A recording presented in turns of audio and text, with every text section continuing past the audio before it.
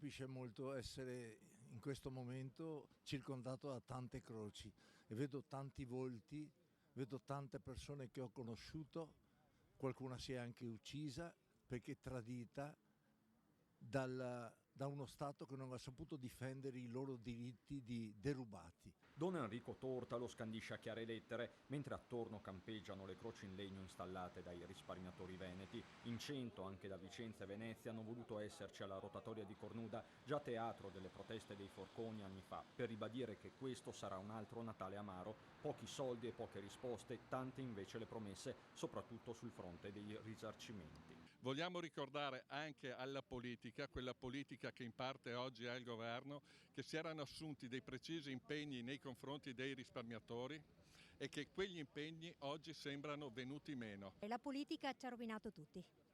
Ha rovinato tanta brava gente, tante persone anziane, ammalati, persone che adesso avrebbero bisogno di quei soldi per la casa di riposo. Un'indifferenza totale.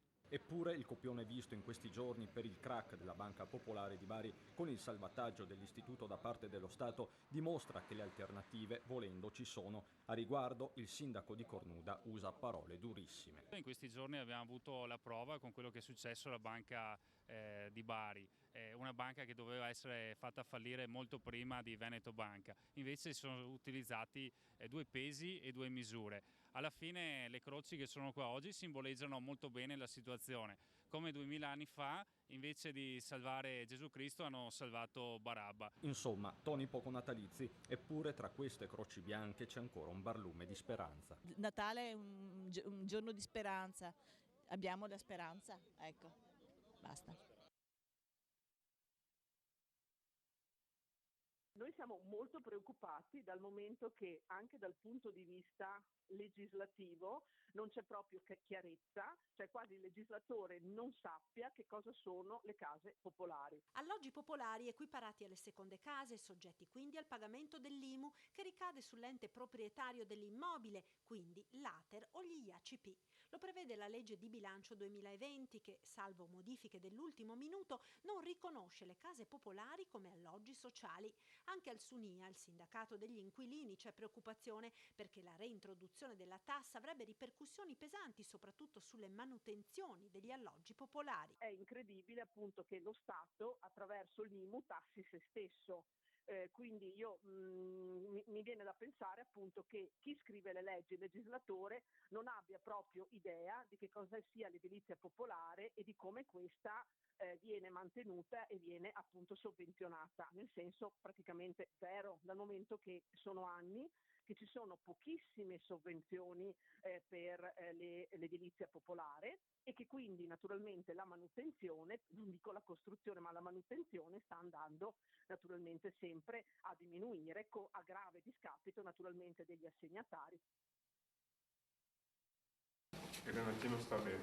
3 kg. L'altro ieri pesava 3 kg. È la vita di Marie-Louise, che continua nel suo piccolo Renato, ma anche negli altri 4 figli che ha lasciato sconfitta lo scorso ottobre da un tumore alla mammella. Bambini che il papà Lambert, pur tra le 1000 difficoltà di una situazione difficile, sta crescendo con il sostegno di tanti, come l'associazione Amiche per la Pelle, che ha raccolto la generosità in un assegno da 5.000 euro innescata da una semplice domanda. Cosa possiamo fare? Ed è partita questa gara di solidarietà, abbiamo aperto un conto corrente nel quale tantissime persone veramente hanno donato tanto. Con il sostegno di tutti possiamo veramente fare in modo che questi bambini possano crescere bene.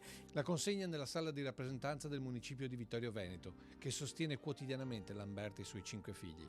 Una solidarietà concreta, testimonianza di una corretta integrazione per la quale Lambert sottolinea. Sento tanto la parola razzismo qua, gente così, ma veramente è una parola da togliere, perché chi si sa integrare fa una grande vita insieme ai veneti. Un grande abbraccio per un uomo che sta affrontando forse una delle prove più dure della vita, con una determinazione unica. Ti hanno definito una roccia. Si riesce ad essere una roccia con tutti questi figli da mandare avanti da solo? Una roccia è una parola un po'... L'unica cosa che posso dire è che ho fiducia in me e, come ho sempre detto, che darò il massimo per loro. Ma a volte anche le rocce sanno piangere. Ti farà 10 anni, come racconterai a Renato tutta questa storia?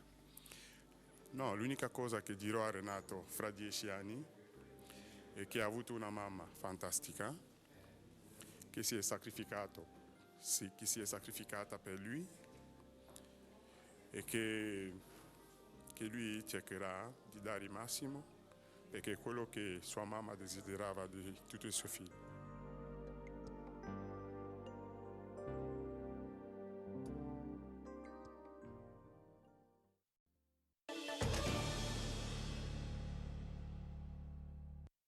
Il governo ci ha bloccato le assunzioni. Doveva essere un bilancio di Natale tutto in positivo, quello del comune di Padova. Invece inizia con una notizia amara che riguarda il personale. Verranno assunte 50 persone anziché 85 perché c'è stata un'interpretazione della legge sbagliata. Dunque dal governo arriva lo stop. Le risorse che non verranno implementate riguardano comparti importanti come quello della polizia locale, degli educatori degli asili, ma anche geometri, dirigenti, avvocati e periti. Noi avevamo previsto un piano di assunzioni sui 3 anni di 380 persone circa, quindi vorrebbe dire che da qua ai prossimi anni il governo ci impone di tenere bassa la soglia di queste assunzioni. Riguarda un po' tutti, dentro ci sono tutti i concorsi che sono già stati messi in corsa e che ancora non sono conclusi, quindi polizia locale, quindi educatori, per i quali comunque riusciremo a integrare con il tempo determinato e per i quali potrebbe, se il governo non cambia idea, potrebbe esserci un posticipo delle assunzioni a tempo indeterminato. Garantite solamente le assunzioni previste entro il 31 dicembre, mentre saranno congelate quelle a tempo indeterminato dei prossimi 2 anni.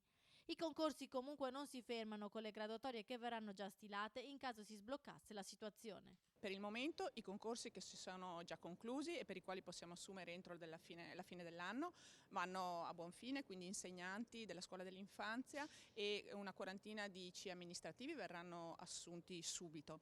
Dopodiché bisogna capire cosa succede per i prossimi anni, nel senso che secondo questo decreto i limiti assunzionali sono un po' diversi e quindi, posto che noi continueremo tutti i concorsi che sono stati messi in pista, bisognerà capire quante delle persone che verranno prese potranno essere presi da subito a tempo indeterminato. Resta il fatto che a tempo determinato comunque andremo a coprire i posti per i quali c'è bisogno.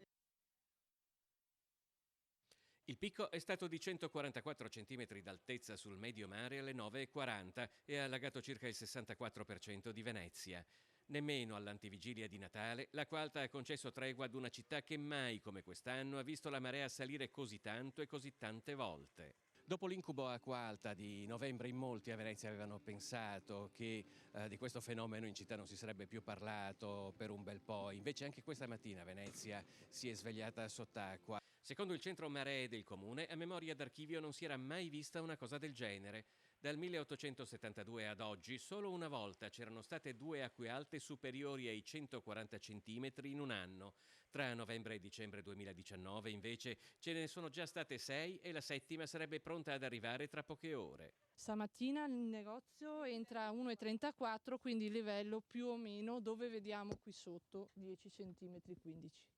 Però fortunatamente non è salita così tanto da andare tanta cosa sotto, ecco, abbiamo salvato tutto quello che c'era da salvare. La Protezione Civile ha messo sul campo decine di volontari che hanno agito in sinergia con il centro operativo comunale della polizia locale. I veneziani comunque non si scompongono troppo. Oramai ci ha fatto l'abitudine al fatto che c'è l'acqua. L'acqua alta sì, così alta è molto alta, è molto frequente, quindi... E di Venezia? Sì. E così tanti giorni di acqua alta ne aveva mai visti? Tutti di fila così alta no.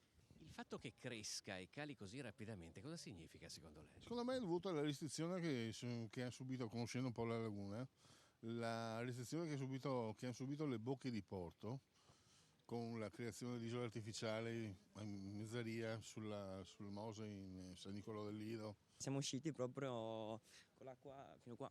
Ah, addirittura? Sì, perché vicino, dov'è Isaac, vicino a Rialto, era proprio... Santa Ponale è più bassa la riva. E quindi vi è entrata l'acqua negli stivali? È entrata l'acqua negli stivali. La sensazione? Vabbè, appena poi trovi un posto un po' più alto, li svuoti e basta, vai avanti. A non andare avanti invece sono i turisti. Secondo gli albergatori, dopo l'allarme di novembre, le disdette hanno toccato il 45%. We were woken up this morning when we heard the alarm. La prende invece con filosofia questa coppia di belgi, stupiti della rapidità del fenomeno, certo, ma in fondo, dice lei, è bastato mettersi gli stivali. C'è il sole e Venezia è bella lo stesso.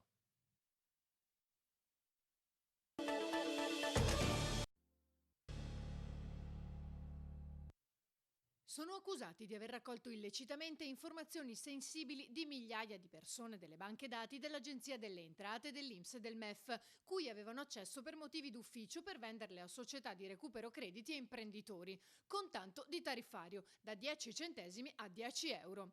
Arresti domiciliari per 2 finanzieri in servizio alla stazione navale di Venezia, Fabrizio D'Alena di 44 anni, residente alla Giudecca, ed Emiliano Cherubini di 38, residente ad Albignasego nel Padovano, entrambi romani d'origine. Sono accusati di corruzione e accesso abusivo a sistema informatico nell'ambito di una maxi inchiesta condotta dalla Procura di Roma, conclusasi con l'emissione di 12 misure cautelari, 90 gli indagati in tutta Italia. Durante l'interrogatorio il finanziere veneziano si è avvalso della facoltà di non rispondere in attesa di conoscere le prove raccolte a suo carico. Contro i due ci sarebbero foto e video girati durante alcuni appostamenti e varie intercettazioni telefoniche e ambientali che, secondo il procuratore aggiunto di Roma, proverebbero l'attività illecita in cambio di somme di denaro raccolte a Roma da un presunto complice. Da qui la competenza della Procura della Capitale, anche se gli accessi abusivi al sistema informatico sarebbero avvenuti a Venezia. Nell'indagine, che riguarda episodi avvenuti tra il 2016 e il 2018, sono coinvolte complessivamente una ventina di società. Sotto accusa anche il titolare di una società padovana, Armando Beggiato, e Doriana De Angelis di Treviso. Nell'operazione condotta dal nucleo speciale di polizia valutaria sono stati sequestrati beni e denaro per circa 280.000 euro. Le indagini hanno permesso di accertare che alcune società attivate da propri clienti alla ricerca di informazioni sul coniuge, un dipendente o un debitore si rivolgevano normalmente a intermediari che avevano attivato rapporti con i finanzieri.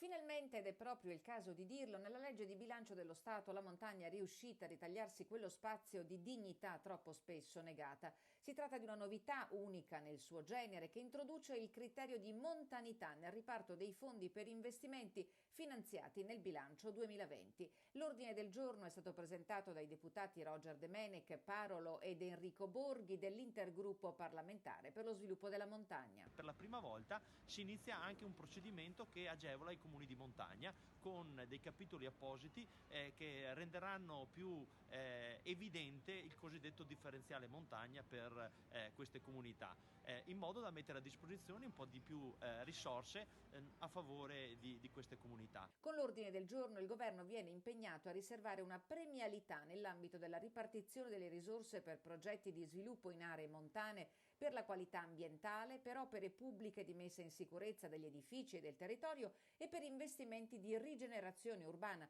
attraverso il recupero dei centri storici rurali nelle aree montane o interne del paese dove maggiore è lo spopolamento.